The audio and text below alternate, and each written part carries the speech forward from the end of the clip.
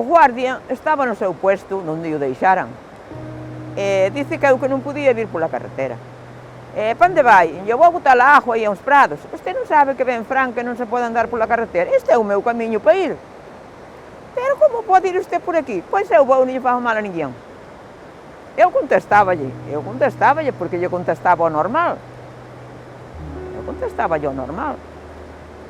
E así xe foi a vida. Eu son Carmen Carbia.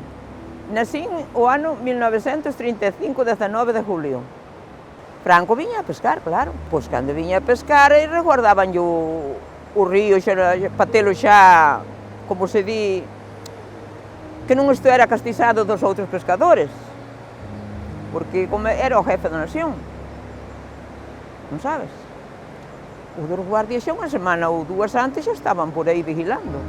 Aquí desde a carretera de Padrón, este ramal, que ten 800 metros, había máis a menudo.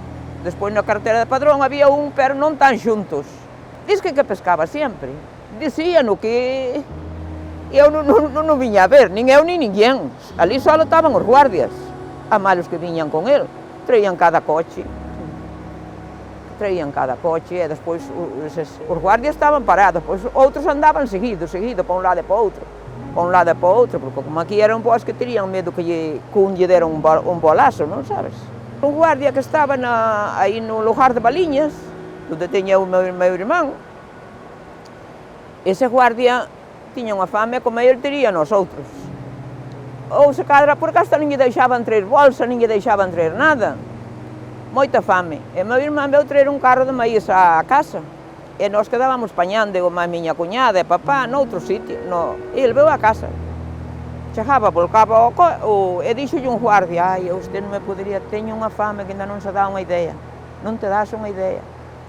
Bueno, e dixolle meu irmán: pois, usted non me podería traer algo. E dixo eu: hasta ahora non hai nada feito. As mulleres están na beija, non hai nada feito. Dixo eu: traio un anaco de pan. Vai meu irmán, descargou, entrou á casa, colleu un anaco de pan de millo, que era o que había daquela, colleu un anaco de pan de millo, envolveu-no nun pano, colleu 2 chourizos que había na vara, e levoulle 2 chourizos, encheu unha botella de viño, meteu-nos nunha bolsa e marchou.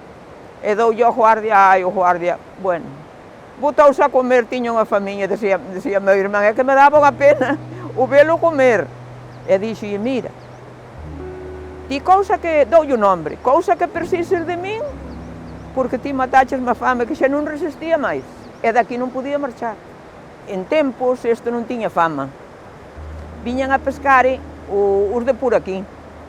Un tal Fernández, un tal Chico, un tal Mata, e os de veciños daqui. Logo, cando fixeron a pista esta, que antes había un camiño de carro, para o noso servicio, para pasar por el quen quixera, pero era para o servicio da aldea. Cando empezaron a vir os de fora, de Santiago, de Vigo, aí paraban na Punta Vea, outros non paraban, foi cando colleu isto máis fama. E cando tiñan que pagar, ademais da licencia, coto.